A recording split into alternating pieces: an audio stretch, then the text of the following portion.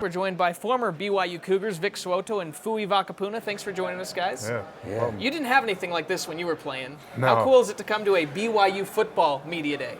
It's awesome. It's awesome. We were talking about our experiences with the media when we were here, and I remember being in the Smith Fieldhouse, and there's people running around the track, and we're trying to shut the door and make sure we don't have enough too much noise so we can actually record and stuff. So came a long ways. We were pioneers. Now it's looks better than ESPN. Yeah. And that wasn't even that long ago that you guys were playing. Yeah. So we're not talking 80s. We're just talking a few years ago, and how things have changed. Well, update us on your careers and where you guys have gone since BYU. Fui? I'm with the Jets, New York Jets. Went through OTAs and mini camp. Now we're out for a month and just been training out here with Coach Omer and a couple of boys, and then just getting ready for training camp. How is the media like out there? Because now you got Tim Tebow. I mean, it's got to be crazy at Jets camp. Yeah, it's pretty crazy, but it's a good thing because it's over there on the other side of the locker room. So we're just mostly chilling, getting ready, getting our minds right for film work and everything else. But you get to beat the traffic and get out. We're the first ones there into the meeting rooms, but it's good. It's fun. It's been fun. What about you, Vic?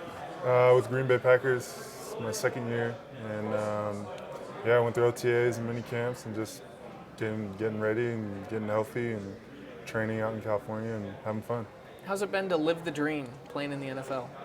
It's definitely different than the dream you actually have. It's a lot of business that you don't really see as a college athlete and a high school athlete, and a lot of competition. Every day is you never know what could happen. You know, if for instance an offensive lineman goes down, they'll bring in 2 or 3 offensive linemen to compete for that position, and so when that happens, and they cut back on other positions, so you never know what.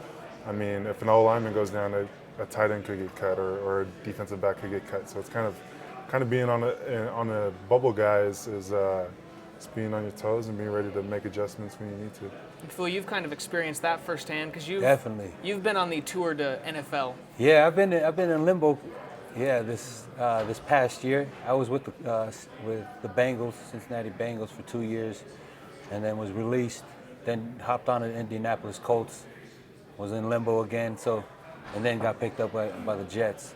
So you just have to be the best at what you do at that moment in time. So logistics, just piggyback up on what Vic was saying. You know, you're on a bubble, especially in our positions. As a fullback, definitely, you're always on a bubble. You have to be on special teams. You just got to do the extra work to make the team. I'm from Indianapolis, so I was hoping the Colts thing would have worked out. I liked having Fui and Austin Collie on the hometown Colts team. Yeah, it was good with Collie. It was good. I've been to one Colts game, and it was the loss to the Jets in the divisional playoffs. So, like you, but I don't like the Jets so much right now, if that's okay with you. Understandable. And before Indianapolis, I lived in Chicago, so I don't really like the Packers. Nice. But I still like you, Vic. That's okay. Just we're getting the honesty out there. Definitely. Really, what is it like to come and see where the BYU program has come, even in the short years since you've been here, now with the contract with ESPN and having their own media day? For me, it's kind of amazing. You know, I've never been in this building, and so just walking through and seeing it is amazing. I mean, I just at a loss for words just walking through, and then another door leads to even more doors, and all these screens, and it's great. It's awesome. It's great for our program, and it's great for our students here at BYU. It's something that they'll have a tool to use and not be surprised when they do get into the professional world of media. So I think when I came here in 2000, doing recruiting and all that, back when I was in high school, like we were in the Smith Fieldhouse, so that we come a long way from just not having those tools of weightlifting to like moving over to the SAB, and then having media day there, and then now having this big production.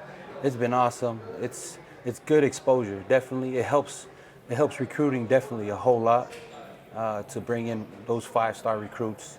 It also helps BYU overall as a campus just good exposure for BYU to know where we stand as players and as students. Vic, what's the perception of BYU in the NFL? As you're in the locker rooms, as you're with guys that played at various colleges, what's the perception of Brigham Young University? Well, I went to the Packers right after Brady. Papinga had been there for a while, so they got a good feel of what kind of BYU players are like, and I guess, and more so Bronco Mendenhall type players. And the perception is really just, one of the guys, but I just don't drink or smoke, And yeah, it wasn't really like a big, you're from BYU type thing. I thought it was going to be something different just because different values, not different values, but just a different way of we go about things. And it was awesome for me. On our outside linebacker group, our oldest guy is Clay, and he's, I think, on his 4th year, so we're relatively young and real close-knit group, so it wasn't as big of a deal as I thought it'd be, but it's a job, so you got to perform, and regardless of what college you go to, you got to be able to perform, and guys from BYU and guys from everywhere else, they're just there to compete for a job.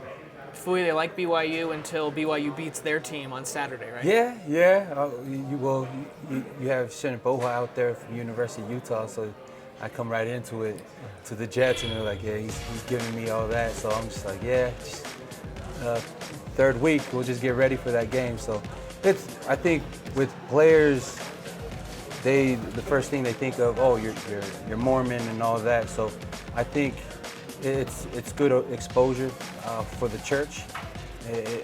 You get to talk about the church a whole lot when players ask about where BYU is and where is BYU located and those kind of things. So it's just the perception. I think they see us as just hard workers. The attention to detail, consistent with playing, and just overall Mendenhall players. Vic, a question we got from Ben Carter wants to know what your favorite Aaron Rodgers moment is. Ooh, favorite Aaron Rodgers moment. There's so many, but Discount double check. Yeah. Fui's going with it. Yeah, but it's interesting. Him as a player he's probably the most humble guy I've been around, regardless of level of playing I've been at it. He sat next to me before a preseason game, undrafted free agent, kind of a no-name guy at the time, and he's like, hey, this is your time to make the team. Go out there and try hard. And for me, those mean more to me than what he's done on the field. But there are some games where even in practice, we'll look at each other and we'll rewind tape that he'll throw to Greg Jennings or Jermichael that we're just in awe. So for me, I think the drive when we came back and beat the Giants the first time, it was kind of the first pressure moment I've seen him in, and he was calm and collected and just nickel and diming down the field, and we scored a touchdown and won. Or we kicked the field goal and won. I'm curious, too, because of the fallout from the Saints bounty scandal, how much of that really goes on in the NFL? And were they just kind of the scapegoat? Is there more behind the scenes, or what's that perception? Well, only having 1 year in the league, from what I saw, we don't do that in Green Bay. Green Bay's held to, they're kind of like the BYU of the NFL, real straight arrow type guys, and we go for character guys, and we don't really do that in Green Bay. But I don't know what it's like anywhere else. I can only speak for my team, and we just try to beat them within the rules. You ever had a bounty on your head? I hope not. I hope I never do. But the streets, mean streets of West Valley. West Valley, Glendale. But no, I think, yeah. I don't know. Like, I haven't talked to any of the players but yeah, I think with the players, they just go out and do their job. That's how I go about it. Kind of mind my business until you go on the field and you go and make plays. I asked Ethan Manumaleuna what are some variations of his last name that he's gotten from people. First and last name. What are some maybe odd pronunciations you've gotten? Kung Fui? Is that Kung what? Fui? Or Hakapuna, like, you know, when we used to do the haka here, but yeah, probably that.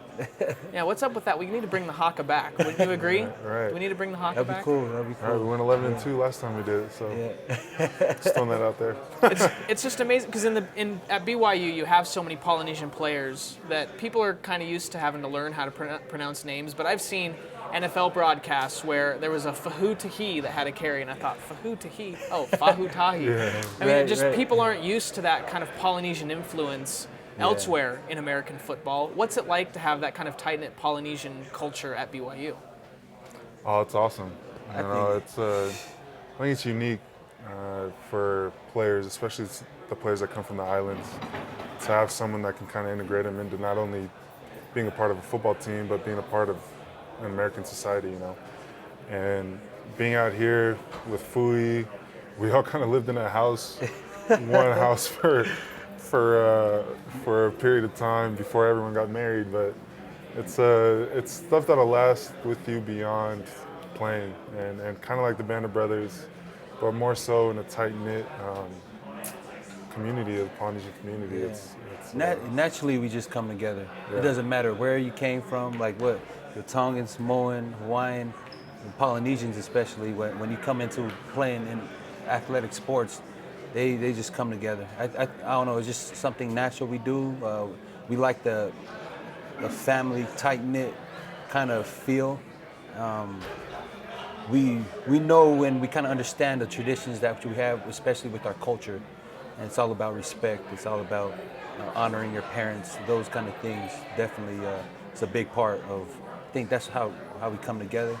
I really believe that, you know, having Polys here at BYU, we're the backbone of BYU football when it comes down to it. Like, we really grind it out. Like, we really put it down. It's a big statement, but I really believe with having Polys, I think we're the backbone of BYU football. As long as there's enough refrigerator space, Right, then you guys are happy, right? Yeah. All right, Fui Vakapuna, Vic Soto, thanks for joining us here on the web chats.